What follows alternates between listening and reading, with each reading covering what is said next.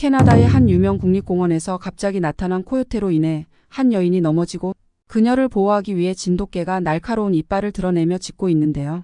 과연 이 진돗개는 여인을 무사히 지킬 수 있을까요? 도대체 어떤 일이 벌어진 걸까요? 지금 바로 알아보도록 하겠습니다.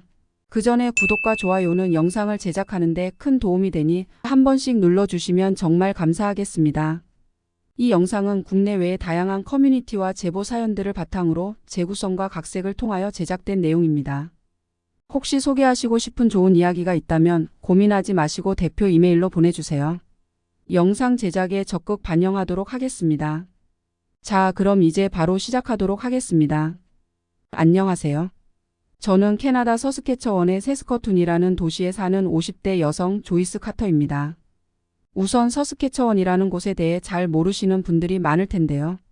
서스케처원은 캐나다의 중서부에 자리 잡고 있는 주로 이름의 유래는 이 지역을 통과하는 물줄기인 서스케처원 강에서 따왔습니다. 이 강은 우리 주의 자연과 문화에 깊이 뿌리내린 중요한 요소 중 하나로 서스케처원은 크게 두 개의 지형적 특성을 가지고 있습니다. 먼저 남부 지역은 광활한 평원과 풍요로운 농경지로 이루어져 있어 농업의 중심지 역할을 하고 반대로 북부 지역은 울창한 숲과 로키 산맥의 일부를 포함하는 낮은 구릉지가 펼쳐져 있어 자연의 아름다움과 함께 다양한 야생 동식물의 서식지를 제공합니다. 서스케처원주는 그 지리적 특성 덕분에 다양한 자연 자원을 보유하고 있으며 이는 경제 활동에 큰 기여를 하고 있는데요. 농업 분야에서는 세계적으로 밀 생산에 있어 핵심적인 역할을 하고 카나리 시드, 유채, 대맥 등 다양한 작물의 재배를 통해 농업의 다양성을 추구하고 있습니다. 그리고 광산업도 발전해 있는데요.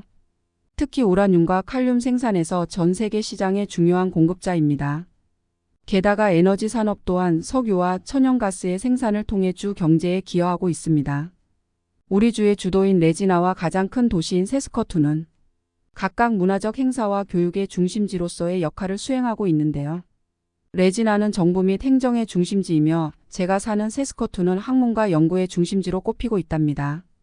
서스케처원의 인구 구성은 다양한 문화적 배경을 가진 사람들이 모여 사는 다문화 사회인데요. 특히 원주민 커뮤니티가 상당수 있어 그들의 문화와 전통이 이 지역의 문화적 다양성에 크게 기여하고 있습니다.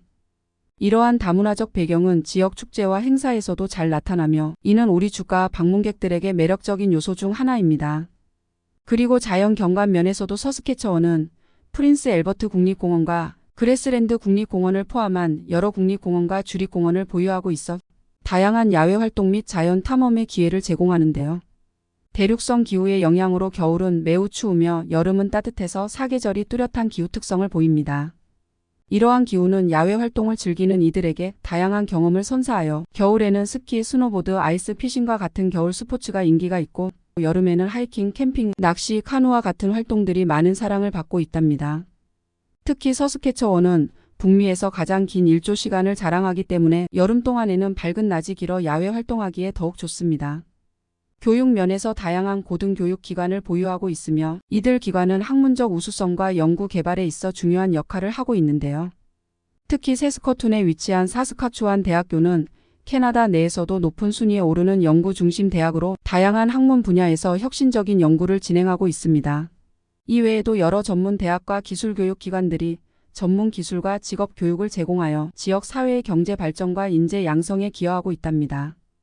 특히 서스케처원은 자연의 아름다움과 다양한 문화, 강한 경제 기반, 그리고 지속 가능한 발전을 추구하는 노력으로 캐나다 내외에서 많은 주목을 받고 있는 지역인데요. 이곳은 방문객들에게 흥미로운 체험들을 제공하고 거주하는 사람들에게는 살기 좋은 생활을 제공하고 있습니다. 최근에는 주민들 사이에서 환경보호와 지속 가능한 발전에 대한 의식도 중요하게 자리 잡고 있는데요.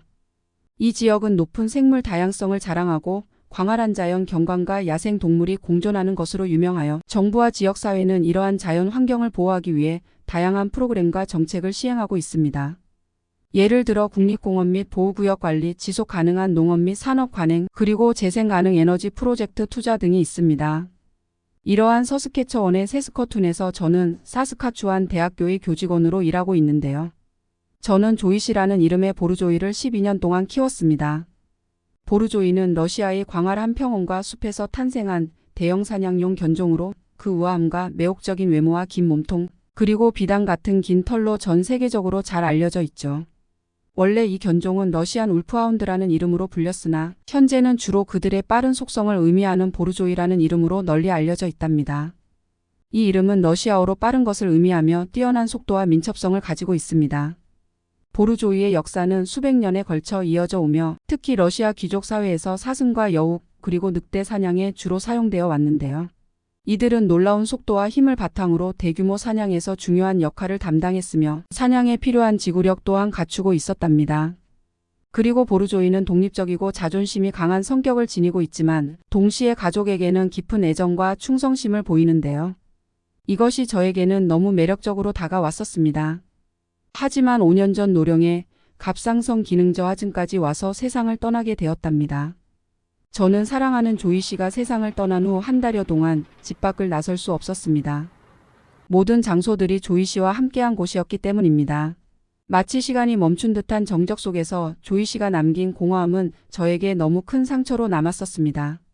세스커투는 반려견의 천국이라 불릴 만큼 반려견과 함께 길을 걷고 피크닉을 가는 것이 일상이 된 곳인데요. 그런 만큼 조이 씨와의 이별은 저에게 너무 감당하기 어려운 슬픔이었습니다.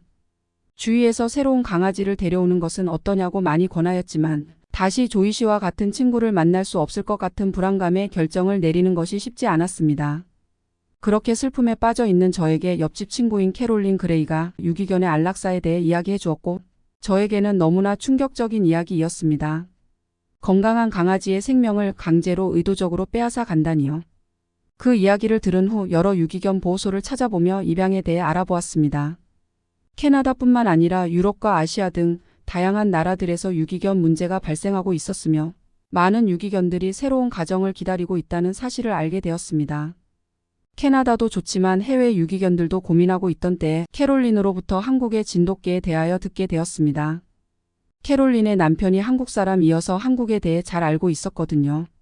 진돗개는 대한민국의 대표적인 개품종으로 충성심이 강하고 주인을 잘 따르는 특징을 가지고 있다고 하였으며 용맹하고 충성심이 강하여 한 주인에게 강하게 집착하는 경향이 있다고 알려주었습니다. 그리고 영리하고 깔끔한 성격과 더불어 단모종이라 비교적 관리가 편하다고 하였습니다. 보르조이가 멋진 견종이기는 하지만 부드러운 이중모를 가지고 있어 털 빠짐이 심하며 평소 자주 털을 빗겨주고 관리를 해주어야 했었거든요. 그리고 엉킨 털을 풀어주고 또 죽은 털을 제거하는 일은 여간 힘든 일이 아니었답니다. 캐롤린의 소개로 서울동물복지지원센터 홈페이지에 들어가 보니 입양을 기다리고 있는 동물들의 사진과 소개가 너무 자세하게 나와 있어서 깜짝 놀랐습니다. 한국이 IT 강국이라는 이야기를 들어본 적은 있었지만 이렇게까지 잘 되어 있는지는 상상도 못하였습니다. 보호동물들의 사진을 하나하나 보는 중 하얀색에 귀가 쫑긋 서 있고 꼬리가 귀엽게 말려있는 너무나도 사랑스러운 강아지가 있어 클릭하여 보았습니다. 아니 이럴 수가요. 첫눈에 반해버린 강아지가 바로 진돗개이었던 것입니다. 첼로라는 이름의 2살 된 나마는 주인의 이사로 인해 함께 살 수가 없어 파양된 친구로 아주 순하고 사랑스럽다는 소개가 있었습니다. 저는 일말의 고민도 없이 바로 첼로의 입양을 신청하였고 며칠 뒤 보호소 직원과 상담 및 면담을 진행하였습니다. 면담을 진행한 상담원이 제가 만일 일주일만 늦게 신청하였더라면 첼로는 안락사 되었을 거라고 이야기해 주었습니다. 알고 봤더니 첼로가 이미 안락사 명단에 있었더라고요.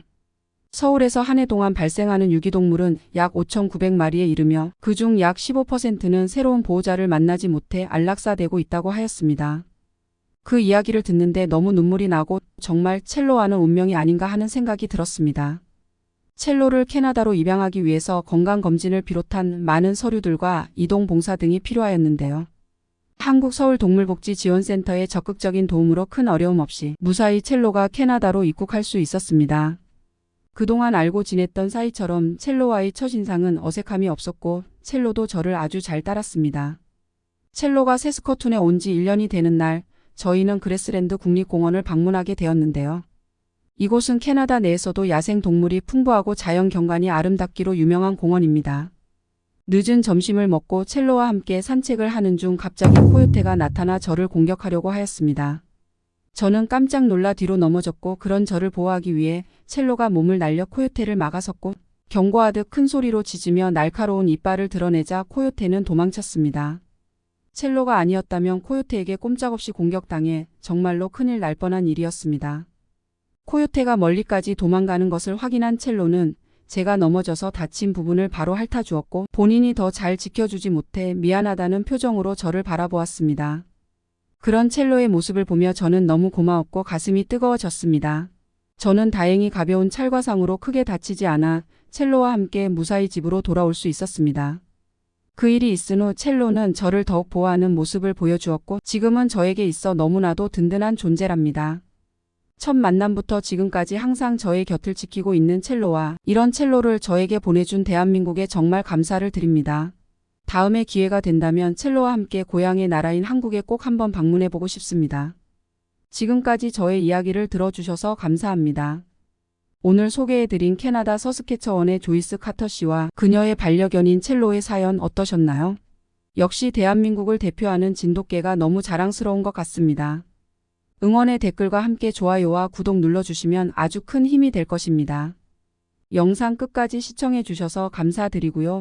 공유하시고 싶은 감동 사연을 대표 이메일로 보내주시면 영상 제작에 적극 반영하도록 하겠습니다. 앞으로의 좋은 사연들도 많은 기대 부탁드립니다. 감사합니다.